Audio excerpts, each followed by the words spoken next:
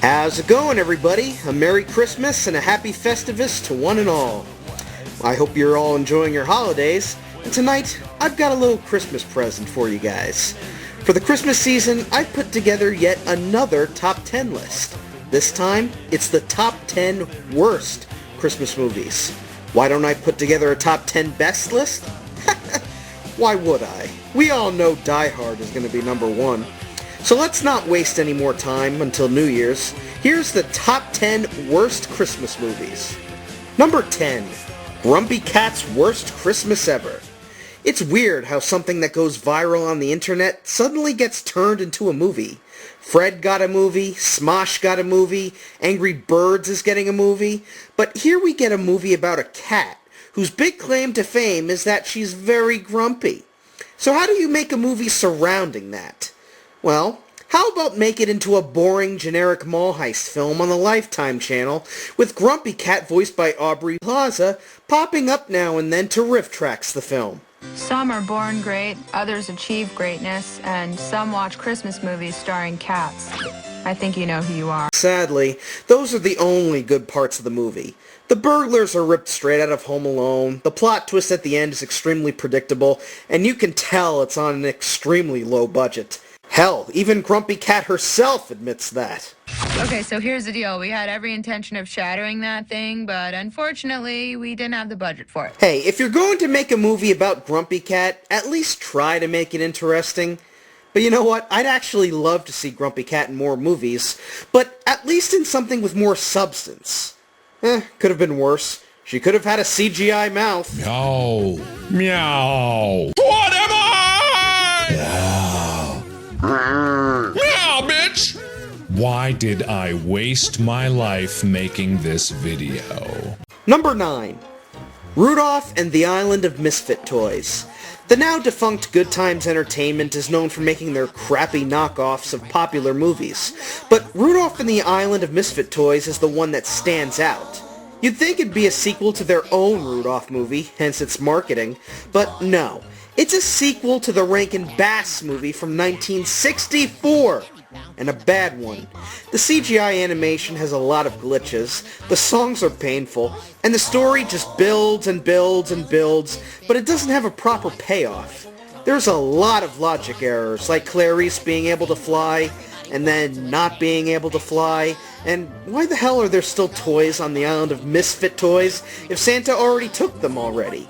Where the hell did these toys come from? If you're a fan of the original, you might enjoy seeing these characters again, but that's the only positive thing I can say about it. It's just an unnecessary sequel by a rinky-dink company. On the Island of Misfit Toys, oh, the Island of Misfit Toys, oh, the Island of Misfit Toys. Number 8. Grandma Got Run Over by a Reindeer. Believe it or not, before I'd seen this movie, I had never even heard the song. It never played in the stores, and it never played on the radio. Maybe that's because it's a horrible song about some kid's grandma getting run over and splatted by a reindeer? That's pretty depressing. Phil Roman's 2000 animated special attempts to lighten things up, though, with a plot revolving around a family called the Spankenheimers, who are being harassed by this red-haired bitch called Cousin Mel, you know, like playing cards with Cousin Mel, who wants to sell their store and take all their money. Then Grandma, well, you know the rest, but unlike in the song, she just gets amnesia and is put under the care of Santa Claus. Then the plot devolves into Cousin Mel trying to sue Santa for running over Grandma so that she can steal all of his money as well. Grandpa's gonna sue the pants off of Santa. He knows the law is on his side. Yeah, the movie is astonishingly dumb, and a lot of stuff in it doesn't make sense. And it doesn't help that it's constantly winking towards the original source material by copying lines from the song now and then. She'd been drinking too much eggnog. You've been drinking too much eggnog. And we begged her not to go. Please, don't go. We're begging. But she forgot her medication. Besides, I left my medication at the store. And it isn't clever, it's lazy. The animation at least looks good, but the idea and the execution just sucks rotten fruitcake. Number 7. A Christmas Story 2. Most of these sequels are looked down upon for being copy and paste of the original, and that's exactly what this movie is. It's the original movie, but with Ralphie as a teenager trying to get a car. That's it. Instead of a BB gun, it's a car. The movie keeps making references to the first film, such as Flick getting his tongue stuck, the old man still working on that furnace, and of course, oh fudge! When the movie isn't trying to recycle jokes, it plunders on, with dumb gags with Ralphie and his friends not knowing how to do their jobs, and Ralphie often making a complete ass of himself. This movie deserves soap poisoning. Number 6. Alright, enough of the sequels. Let's fill the stocking of coal with I'll Be Home for Christmas. In 1998, DreamWorks decided, they got Tim the Toolman Taylor as Santa Claus. How about Randy the Tool Boy Taylor as Santa? Whatever. Yep. Jonathan Taylor Thomas plays Jake, a California college student who has to get back to his family's house in New York so he can get a Porsche as a present. Unfortunately, some jackass named Eddie steals his girlfriend, played by Jessica Biel, and leaves Jake in the desert dressed as Santa. The rest of the movie is a cross-country journey where Jake meets a bunch of characters and learns how Christmas is about giving rather than getting. Yeah, it's pretty much a ripoff of Polly, another DreamWorks picture that was released that same damn year. Anyway, the biggest problem with the movie is that every character is a complete dumbass that belongs in a cartoon rather than a live-action film. Jake takes extremely stupid measures to get home, including holing up in a cargo hold with a farting dog and participating in a race full of Santa Clauses. All the characters he meets are stupid, assholes, or buzzards. No, really, one of the characters Jake meets is a buzzard. The movie is long, pedestrian, and the jokes don't work, and a bomb that Jonathan Taylor Thomas never recovered from. Number 5. Let's be honest here. There's a reason people love A Year Without a Santa Claus, and that's because of the Miser Brothers. The film is pretty run-of-the-mill until these two guys show up and start hamming it up with their I'm Mr. White/Green Christmas songs, and it's awesome. But wait! I'm not putting the Rankin Bass movie on the list. No, I'm putting the live-action movie on it. What the fuck? Yeah, in 2006, some money-grubbing dick thought it would be hilarious to put together a half-assed remake featuring a bunch of B-list comedians in silly costumes acting like geeks. The film is filled with mid-2000s pop culture references, including video games and goth culture. Oh, and how do the Miser Brothers settle their issues? With a boxing match! The movie has nothing to do with the original Rankin Bass special except with a few names, so let's just throw in as much random shit as we can, eh? The only good thing to come out of the movie is John Goodman as Santa. At least he's trying. Everyone else just eats up the scenery, and not in a good way. The movie deserves to be turned to snow and melted in my clutch. It's too much! Too much. Number 4. Jingle All The Way. Put that cookie down, cook it down, cook it down, put that cookie down now. When he's not shooting the shit out of aliens or androids, Arnold Schwarzenegger has been in a fair share of comedies. But one of the worst movies I've seen him in is Jingle All The Way. Basically, his son, played by Jake Lloyd, wants a new Turbo Man doll. Unfortunately, Turbo Man dolls are selling out faster than Comic-Con tickets, so Arnold has to go through all crazy horse shit to get it. And if that wasn't annoying enough, he also has to put up with Sinbad doing the same thing. A lot of the jokes are downright painful, from Arnold trying to get a bingo ball from a kid and getting beat up by parents, to the Big Show dressed up as Santa Claus beating the crap out of him, to attacking a giant reindeer, to flying around with a jetpack dressed as Turbo Man. Could it get any worse? Why, yes it can! Because just last year, we got a sequel! No! No! No! No! No! Yes, Jingle All The Way 2, starring Larry the Cable Guy and Santino Marella. What, Arnold and Sinbad weren't an epic combination? How about one of the world's most annoying comedians paired with WWE's most annoying wrestler? That's money.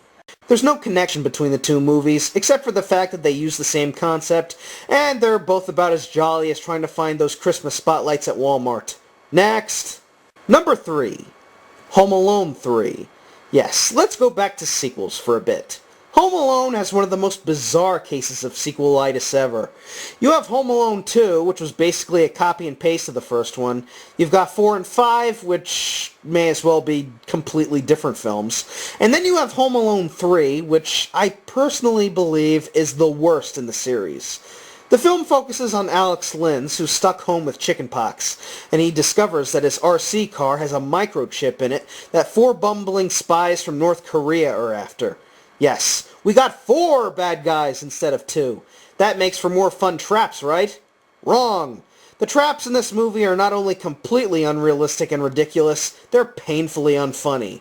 Aside from some pratfalls, you got electric wire that makes a guy fart electricity out his asshole, a dude taking a snowblower to the fucking head, and a guy getting his penis bitten off by a rat.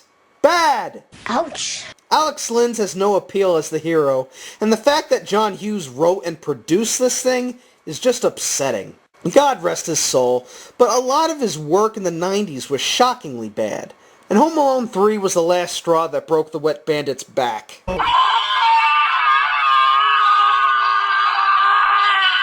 Number 2, Christmas with the Cranks. Tim Allen is no stranger to Christmas movies, having starred in the 3 Santa Claus films, as well as a few Christmas specials here and there. But this is one of the biggest lumps of coal I've seen him in. The plot is that Allen and his wife, played by Jamie Lee Curtis, want to skip Christmas for the year so that they can save their money, and spend it all on a trip to the Cayman Islands for the holiday. Because logic! They proceed to deliver their message by being complete dicks to everyone in the town, and as a result, the whole neighborhood, led by Dan Aykroyd, turns on them. The idea is stupid because, realistically, there are some people who head south for the holidays, often to get away from the snow. On top of that, nobody in the movie is likable. Allen and Curtis act like complete stooges, the neighbors are nuts and predatory, and the tone is shockingly mean-spirited. It's one of the most uncomfortable and infuriating Christmas movies I've ever seen. I use the term one of because number 1 on this list is not only the worst Christmas movie I've ever seen, but one of the worst movies I've seen in general. Ladies and gentlemen, the number 1 worst Christmas movie is Kirk Cameron's Saving Christmas. Yep, there was absolutely no contest for this. This movie, I can't even call it a movie. This is like an 80-minute long Christian public service announcement hosted by Kirk Cameron. Basically the plot, or lack thereof, is director Darren Doan being depressed because he can't understand Christmas and how it relates to the Bible. Also, his name in this movie is Christian White. Yeah. So, the rest of the movie is him and Kirk Cameron in a car, where Kirk tells him a bunch of stories related to the Bible, which include babies getting murdered, Christmas trees being imagined as crosses, and Kris Kringle beating the shit out of people who don't believe in Jesus. It is the most bizarre, materialistic, and batshit crazy Christmas movie I've ever seen. And again, I hesitate to call it a movie because much of it is completely stretched out with padding, awkward pauses, and overly long scenes, just so the movie can get to feature film length.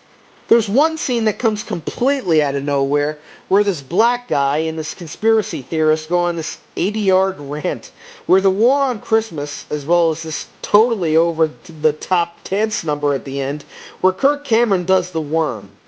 Just, what the fuck, man? Jesus.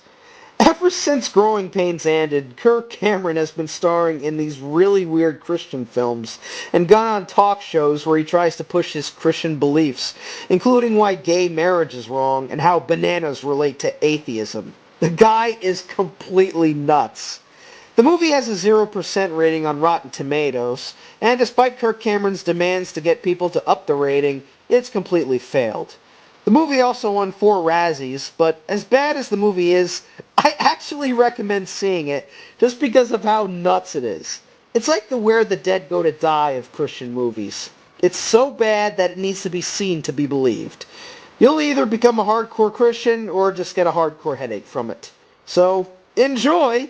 I hope you guys enjoyed this video. Merry Christmas, Happy Festivus, and I'll see you in 2016.